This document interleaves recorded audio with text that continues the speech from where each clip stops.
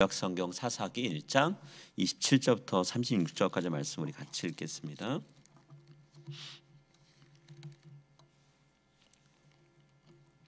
(27절부터) 한 절씩 우리 교독하겠습니다. 므낫세가 베스안과 그에 딸린 마을들의 주민과 다아낙과 그에 딸린 마을들의 주민과 돌과 그에 딸린 마을들의 주민과 이블로암과 그에 딸린 마을들의 주민과 무깃도와 그에 딸린 마을들의 주민들을 쫓아내지 못하매 가나안 족속이 결심하고 그 땅에 거주하였더니 이스라엘이 강성한 후에야 가나안 족속에게 노역을 시켰고 다 쫓아내지 아니하였더라. 에브라임이 게셀에 거주하는 가나안 족속을 쫓아내지 못하매 가나안 족속이 게셀에서 그들 중에 거주하였더라. 기드론 주민과 나할롤 주민을 쫓아내지 못하였으므로 가나안 족속이 그들 중에 거주하면서 노역을 하였더라. 아셀이 아코 주민과 시돈 주민과 알랍과 악십과 헬바와 아빅과 르홉 주민을 쫓아내지 못하고 아셀 족속이 그 땅의 주민 가나안 족속 가운데 거주하였으니 이는 그들을 쫓아내지 못함이었더라. 납달리는 벳세메스 주민과 베단한 주민을 쫓아내지 못하고 그 땅의 주민 가나안 족속 가운데 거주하였으나 벳세메스와 베단한 주민들이 그들에게 노역을 하였더라. 아모리 족속이 단 자손을 산지로 몰아넣고 골짜기에 내려오기를 용납하지 아니하였으며 결심하고 헤레스 산과 아얄론과 사알빔에 거주하였더니 요셉의 가문의 힘이 강성함에 아모리 족속이 마침내는 노역을 하였으며 아모리 족속의 경계는 아그랍빔 비탈의 바위부터 위쪽이었더라. 아멘. 여러분 옷 입으실 때 단추를 처음 낄 때 잘못 껴서 단추가 남는 경우 혹은 단추 끼울 구멍이 모자란 경험들 해보셨죠?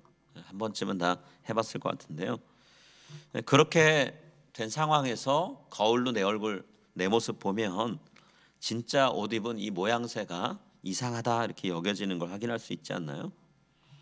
근데 이게 옷 입을 때만 그런 게 아니라 일상생활 살면서 비슷한 일을 우리가 자주 겪게 돼요. 잘못된 선택을 하고 결정을 한 다음에 뒤늦게 후회하는 경우도 생기는 거죠. 처음에 시작을 할 때 잘 보고 잘 결정했어야 되는데 그냥 대충 보고 괜찮겠지 하는 마음으로 했다가 나중에 이거 아니구나 라는 생각을 할 때가 있다는 거예요. 허버트 스펜서라는 남자가 메리앤 에반스라고 하는 젊은 여성과 결혼을 결심하게 됐어요.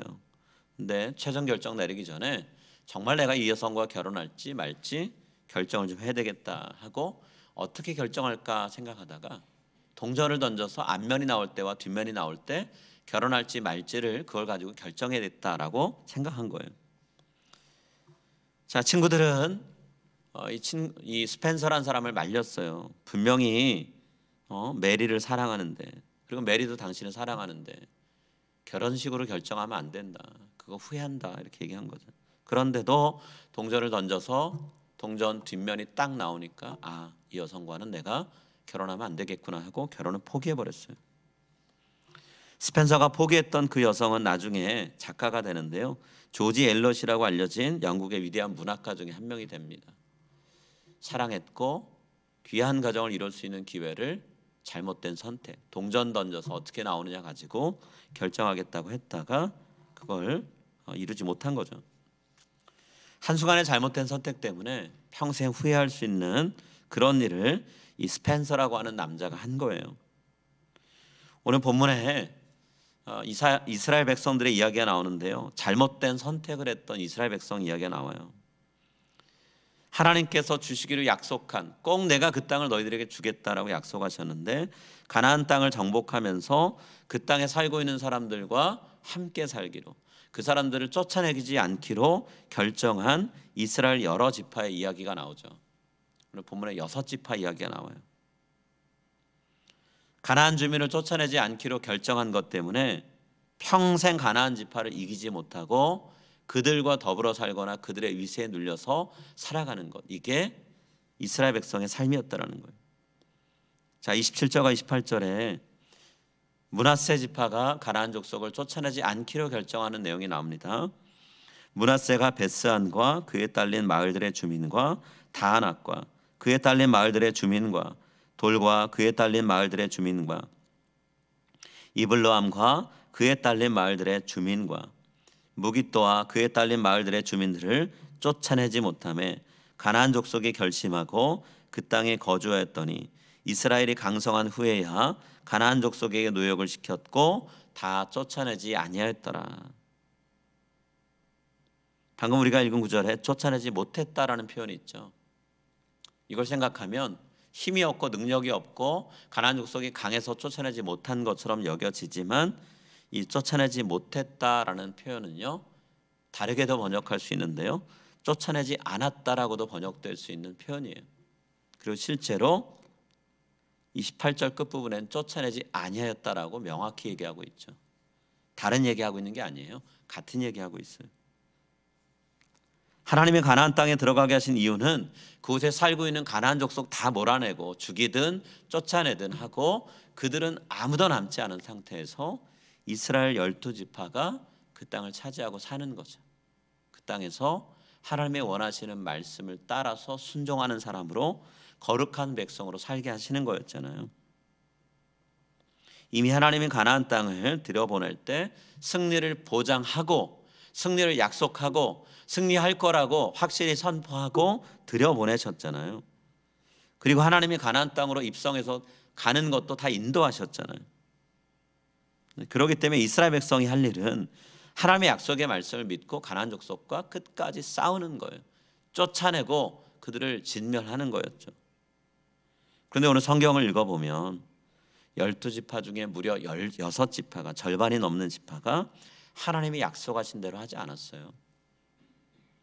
므낫세 지파를 시작으로 해서 에브라임 지파가, 또 스불론, 아셀, 납달리, 단 지파까지 총 6지파가 가나안 족속을 쫓아내지 않기로 결정하고 그들과 함께 살았다는 거예요. 적당히 가나안 지파와 싸우다가 나중에는 쫓아내는 걸 포기했다라는 거죠. 여러분, 그렇게 선택한 결과가 뭔가요?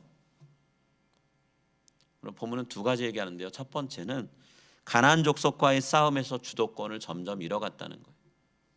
가나안 땅의 주인으로, 가나안 땅의 주민으로 살아야 되는 이스라엘 백성들이 가나안 족속의 눈치 보고 그들의 위세에 눌려서 살아가는 삶을 살게 됐다는 거죠. 하나님은 너희 거야 라고 얘기하셨지만 이스라엘 백성은 저희 거 아니에요 라고 이야기하고 살았다는 거예요. 자, 27절 28절에서 므낫세 지파가 가나안 족속을 쫓아내지 않으니까 어떻게 되나요? 가나안 족속이 결심했대요. 그리고 그 땅에 계속 거주했대요. 안 나가, 못 나가, 쫓아내봐 라고 얘기하면서 살았다라는 거죠. 29절엔 또 뭐라고 되어 있나요? 에브라임 지파가 가나안 족속을 쫓아내지 않아서 가나안 족속이 결국엔 그들과 함께 살았다 얘기합니다. 30절에도 스불론 지파가 가나안 족속을 쫓아내지 않아서 스불론 지파와 가나안 족속이 같이 살면서 노역을 했다, 시키는 일을 했다라고 얘기하죠. 절대로 나갈 수 없는 상황을 만들어버린 거예요. 29절 30절입니다. 에브라임이 게셀에 건조하는 가나안 족속을 쫓아내지 못하며 가나안 족속이 게셀에서 그들 중에 거주하였더라. 스불론은 기드론 주민과 나할롤 주민을 쫓아내지 못하였으므로 가나안 족속이 그들 중에 거주하면서 노역을 하였더라. 여러분, 여기까지만 해도 이스라엘 사람들이 가나안 사람들에 대해서 주도권을 쥐고 있다라는 것을 알 수 있어요. 그런데 그 다음 지파들 이야기부터는 주도권이 점점 가나안 족속에게로 넘어가기 시작을 해요.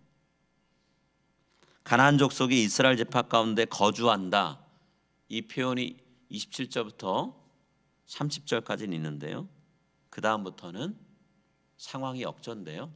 이스라엘 지파가 가나안 족속 중에 산다라고 표현이 바뀌어버려요. 자, 그 다음 구절 32절 33절입니다. 제가 읽겠습니다. 아셀 족속이 그 땅의 주민 가나안 족속 가운데 거주하였으니 이는 그들을 쫓아내지 못함이었더라. 납달리는 벳세메스 주민과 베다난 주민을 쫓아내지 못하고 그 땅의 주민 가나안 족속 가운데 거주하였으나 벳세메스와 베다난 주민들이 그들에게 노역을 하였더라. 가나안 족속이 이스라엘 지파와 함께하는 게 아니라 이스라엘 지파가 가나안 족속 가운데 가나안 족속과 함께 산다. 사사기 기자는 주도권이 점점 변해가는 걸 이런 식으로 우리에게 알려주고 있어요. 맨 마지막 단지파의 정복 과정으로 넘어가면 어떻게 되나요? 그때는 주도권이 완전히 가나안 족속한테 넘어가 버렸어요. 사사기 저자는 이 사실을 확실히 드러내려고 단지파와 관련된 내용을 기록하면서 아모리 족속을 아예 이제는 주어로 만들어 버렸어요. 그 전까지는 므낫세 지파, 에브라임 지파, 아셀, 납달리 지파 뭐 이런 식으로 이스라엘 지파가 주어였는데 이제는 아모리 족속이 주어예요. 34절 35절입니다. 아모리 족속이 단자손을 산지로 몰아넣고 골짜기에 내려오기를 용납하지 아니하였으며 결심하고 헤레스 산과 아얄론과 사알빔에 거주하였더니. 제가 지금 읽은 이 두 구절을 읽어보면 이전에 없던 상황이 전개가 되고 있어요. 아모리 족속이 주도권을 쥐고 단자손을 산 쪽 지역으로 몰아내 버립니다. 그리고 아래 골짜기로 내려오질 못하게 만들어요. 그 전까지만 해도 이스라엘 백성들이 주도권을 쥐고 가나안 족속이 거주하는 지역을 제한했는데 이제는 이스라엘 지파 가운데 하나인 단지파가 살 곳이 제한이 되어버린 거예요. 단지파가 아모리 족속의 힘에 눌려서 길을 펴질 못하는 거죠. 그래서 아모리 족속이 살 수 있도록 허락해준 산 쪽 지역만 거주하고 살고 있는 거예요. 사사기 끝으로 가보면 단지파는 결국에는 본인들에게 제비뽑기를 통해 할당되었던 땅을 영영 차질 못해요. 그러다가 18장으로 가면 자기들이 살 수 있는 땅을 본래 할당받은 곳에서 얻지 못하니까 다른 지파가 살고 있는 땅을 기웃거리면서 피해를 입히고 이스라엘 지파 전체에 큰 위험을 가져오는 일을 저지르게 돼요. 하나님 이런 단지파한테는 절대 땅을 안 주시죠. 그 대신에 단지파가 차지해야 되는 땅을 정복할 의지가 있는, 하나님의 뜻대로 순종할 의지가 있는 요셉 지파에게 허락하셨어요. 35절 하반절에 이렇게 되어 있습니다. 요셉의 가문의 힘이 강성함에 아모리 족속이 마침내는 노역을 하였으며.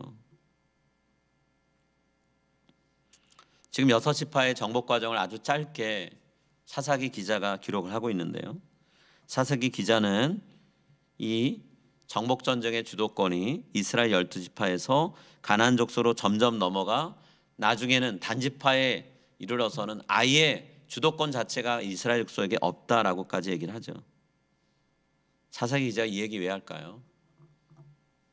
단순히 단지파만의 문제가 아니라는 거예요. 이스라엘 지파들이 가나안 족속을 쫓아내지 않았는데 그 마지막 결과가 어떻게 될 거냐? 단지파처럼 될 거라는 거죠. 오늘 우리가 살펴본 본문 맨 마지막 26절 보면 아모리 족속이 가나안 족속이 완전히 주도권을 쥐었다라는 걸 어떤 식으로 표현하냐면 이스라엘 지파가 살고 있는 땅의 경계가 이만큼이다라고 표현하지 않고요. 가나안 족속 중에 하나인 아모리 족속 혹은 가나안 족속을 대표하는 아모리 족속이 살고 있는 땅의 경계는 이만큼이다라고 얘기를 해요. 의도적으로 이렇게 적고 있어요. 주도권은 아모리 족속에게 있다는 거죠. 36절입니다. 아모리 족속의 경계는 아그라빔 비탈의 바위부터 위쪽이었더라. 여러분 사사기의 주인공은 이스라엘 백성이 돼야 되는 거잖아요. 근데 자꾸만 가나안 족속, 아모리 족속이 주인공이 되고 있어요. 가나안 족속과의 싸움에서 이기려고 하고 쫓아내려고 하지 않고 적당히 싸우다가 그들과 함께 살려고 하니까, 하나님 말씀을 부분적으로 순종하니까 이런 결과가 나타났다는 거죠. 자, 주도권이 가나안 족속에 넘어가면 그 다음 결과는 뭘까요? 이스라엘 지파가 점점 가나안 족속의 영향을 받고 사는 거예요. 그 최후는 뭐냐면 가나안 정복 전쟁을 승리하지 못하고 결국에는 첫 단추 잘못 껴서 이스라엘 사람이 가나안 사람처럼 되는 것. 그게 두 번째 결과예요. 이스라엘 백성이 가나안의 문화에 젖어서 가나안 사람들과 동화가 돼 버리는 거예요. 자, 이 사실을 말해주는 단서가 오늘 본문에 있는데요. 그게 뭐냐 하면 가나안 족속들에게 노역을 시켰다라는 거예요. 가나안 족속에게 노역을 시켰다. 오늘 본문에 4번 나와요. 28절에 처음 나오죠. 이스라엘이 강성한 후에야 가나안 족속에게 노역을 시켰고, 자, 그 다음에 30절에 또 나옵니다. 가나안 족속이 그들 중에 거주하면서 노역을 하였더라. 33절에 또 한 번 나오죠. 벳세메스와 베다낫 주민들이 그들에게 노역을 하였더라. 마지막으로 35절에 나옵니다. 아모리 족속이 마침내는 노역을 하였으며. 여러분, 정복한 사람이 정복당한 사람을 강제 노역시키는 건 당연하다 여길 수 있는데요. 이것이 가나안 문화의 특징이었어요. 가나안 문화의 특징. 오늘 사사기 기자는 단순히 힘이 더 많으니까 이스라엘 백성이 가나안 족속을 노역을 시켰다 그 얘기하려는 게 아니고요. 가나안 사람들이 하던 방식을 똑같이 따라하고 있다라고 얘기하는 거죠. 유다 지파가 가나안 족속을 정복하고 난 다음에 아도니 베섹이란 왕의 손발을 절단했다, 사지를 절단했다 했잖아요. 이거 가나안 사람들이 정복 전쟁하고 이기면 하는 거라 그랬죠. 지금 이스라엘의 다른 지파들도 그런 식으로 가고 있는 거예요. 가나안 사람들의 문화, 그들의 풍습 따르지 말라고 하나님이 얘기하셨는데 벌써 첫 단추부터 따라가고 있다는 거예요. 하나님은 가나안 족속과는 완전히 분리돼서 살라, 구별된 삶을 살라, 거룩하게 살라라고 말씀하셨지만 이스라엘 지파는 가나안 족속과 함께 사는 길을 택했어요. 그들의 문화를 받아들이고 그들과 섞여 사는 것을 선택했다는 거죠. 왜 그런 선택을 했을까요? 노역이 문제였던 거죠. 강제 노역을 시키면 그로 인해서 얻을 수 있는 수익과 유익이 많은데 그걸 포기하지 못한 거예요. 이스라엘 백성은 잘못된 타협을 했고 그로 인해 타락하는 결과를 얻게 되었어요. 잘못 시작된 선택 때문에 이스라엘 백성이 가나안 문화에 젖어들고 우상 숭배하고 자기들이 볼 때는 옳다고 여겨지는 것들, 그런 것들을 제 맘대로 하는 시대를 산 거죠. 제 소견에 옳은 대로 살더라. 사사기의 특징이 된 표현이 결국은 이 첫 번째 잘못된 단추를 낀 것부터 시작된 거예요. 사사기에 기록되어 있는 이 이스라엘 12지파의 그중에 6지파의 역사는 우리에게 하나님 말씀에 순종하는 삶을 어떻게 살아가는가에 대해서 교훈을 해주고 있죠. 완전히 순종하지 않고 부분적으로 순종하고 적당히 타협하면 나중에 가면 우리 삶에 심각한 문제가 생길 수 있다. 위기를 몰고 올 수 있다라는 걸 배우라는 거예요. 현실과 타협하고 하나님 말씀에 불순종하면 내가 처한 현실을 극복할 수 없고 하나님 말씀에 순종할 수 있는 길을 찾을 수 없다는 거예요. 처음에는 우리가 선택해서 그렇게 했는지 모르겠지만 나중에 되면 영영 그렇게 할 수 없는, 순종할 수 없는 상황으로 가게 된다는 거예요. 그렇기 때문에 하나님의 도우심을 구하면서 온 힘을 다해서 하나님 말씀대로 살려고 몸부림치고 그러려고 애써야 된다는 거죠. 오늘 이 말씀을 생각하면서 하루를 살아가는 우리의 삶이 하나님 말씀을 향해서 전폭적으로 신뢰하면서 하나님 현실적인 상황은 그 말씀대로 갈 수 없다고 여겨지지만 그러나 하나님 약속하신 말씀이 있고 가라고 하시니까 순종하고 갑니다 라고 결단하고 살아갈 수 있는 그런 삶이 우리의 삶에 충만해지기를 간절히 소망합니다. 우리 이 시간 같이 기도하겠습니다.